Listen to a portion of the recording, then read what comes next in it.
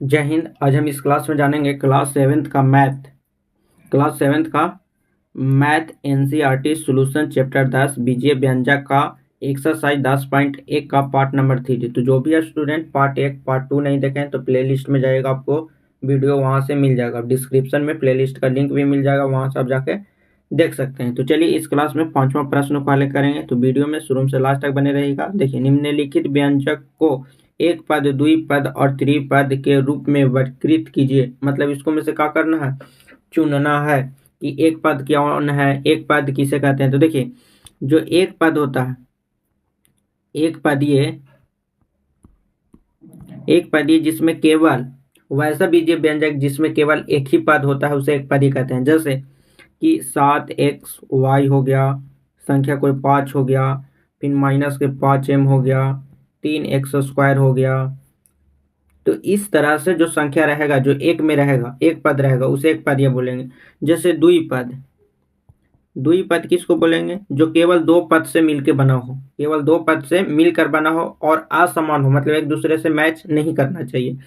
जैसे कि x plus Y हो, x माइनस का 5 हो, एम एक्स प्लस 4m हो, इस तरह से मैच नहीं कर रहा है। देखिए, इसमें m है, बाकी इसमें एक साथ में है, ठीक है, तो ये मैच नहीं करेगा।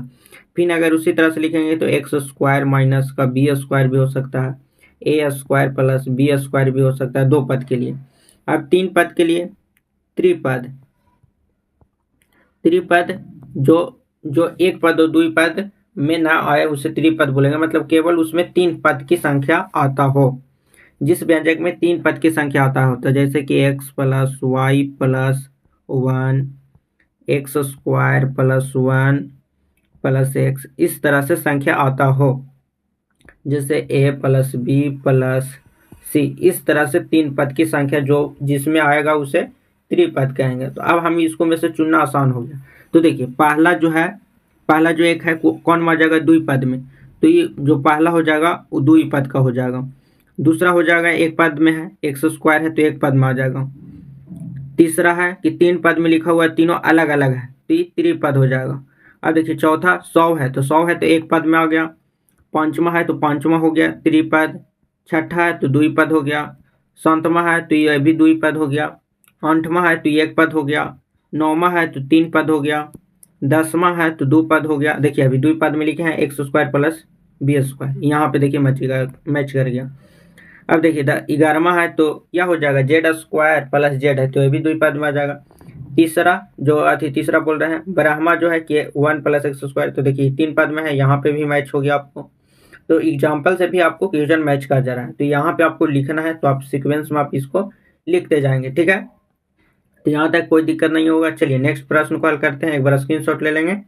चलिए हो गया होगा। चलिए देखिए, नेक्स्ट प्रश्न है प्रश्न नंबर 6 कि बताइए कि दी हुई पदों में युग्मक समान पदों के हैं या असमान पदों के हैं। तो देखिए, ये एक है और 100 है, एक है और 100 है। तो एक है 100 है तो ये भी संख्या है, ये भी संख्या है, तो ये क्या हो जाएगा, सामान्य पद का हो गया। ये सामान्य हो गया, सामान्य पद का हो गया। अब देखिए दूसरा क्या है, तो दूसरा में भी है माइनस का 7x 5/2x है, तो इसमें भी x मिल रहा है, इसमें भी मिल रहा है, तो ये भी क्या है, सामान्य पद है, समान हो गया। तीसरा में 29x और यहाँ पे माइनस का 29y है, तो ये असमान हो गया, क्योंकि इसमें x है और इसमें क्या है, y है, तो ये असमान हो गया, असमान पद, ठीक है। अब देखिए चौथा जो है कि 14xy 42xy, इसमें उलट के लिख दिया है तो कोई दिक्कत नहीं, ये भी क्या हो जाएगा, सामान्य हो जाएगा, सामान्य पद है, ठीक है। अब इसमें देखिए पांचवा हो गया 4m का स्क्वायर p है, इसमें 4m p का स्क्वायर है। देखिए यहाँ पे p एक है और यहाँ पे, और m क्या है, यहाँ स्क्वायर है, यहाँ पे स्क्वायर नहीं है, तो यह समान हो गया। सामान्य मतलब बराबर होना चाहिए, दोनों साइड से क्या होना चाहिए, बराबर, और बराबर x मैच करना चाहिए, पद का मतलब x मैच होना चाहिए, ठीक है। अब देखिए यहाँ पे हो गया छठा, तो छठा में क्या है, तो छठा रहेगा HW में, इसको आप कमेंट में आंसर बताइएगा, ठीक है। चलिए नेक्स्ट प्रश्न को हल करेंगे, एक बार स्क्रीनशॉट लेंगे। चलिए यहाँ पे देखिए 7वां प्रश्न है कि निम्नलिखित सामान्य पद को छाटिए। मतलब इसको में से छाटना है, क्या करना है, अलग अलग करना है। जो सामान्य पद होगा उसको एक साइड में लिखेंगे और जो अलग होगा उसको अलग लिखेंगे। अब जैसे कि यहाँ पे पहला में लिखा होगा कि माइनस एक्स वाई का स्क्वायर, अब इसमें ढूंढेंगे तो देखिए यहाँ पे भी मिल रहा है एक चीज और फिर देखेंगे तो नहीं मिला, तो दो हो गया। तो पहला का जो हल होगा शांतमा के पहला मतलब ये कि minus x y square comma हो जाएगा 2x वाई का स्क्वायर। फिर उसी तरह से हल करेंगे कि 8x स्क्वायर है, 8x स्क्वायर है ना, 8x स्क्वायर है तो फिर माइनस का 11x स्क्वायर मैच करेगा और कोई है फिर 6x स्क्वायर, तो इसको लिखेंगे कि 8x square comma minus 11x square comma minus 6x square, ये हो गया। अब तीसरा देखेंगे कि माइनस का 4, कितना लिखा हुआ है कि माइनस का 4y(x) स्क्वायर। अब इसी का पद देखेंगे तो इसका पद कहाँ पे है, तो देखिए यहाँ पे है 20 और एक की हो गया, बाकी में नहीं है, बाकी में नहीं है तो यहाँ पे हो जाएगा कि माइनस का 4x square y comma 20x square y. उसी तरह से और चुनेंगे और बच गया है कौन कि 7y, तो यहाँ पे y है तो यहाँ पे लिखेंगे कि 7y कोमा वाई। फिर उसी तरह से 3x है तो यहाँ पे माइनस का 100x है तो माइनस का लिखेंगे कि 100x कोमा 3x, ये भी मैच हो गया।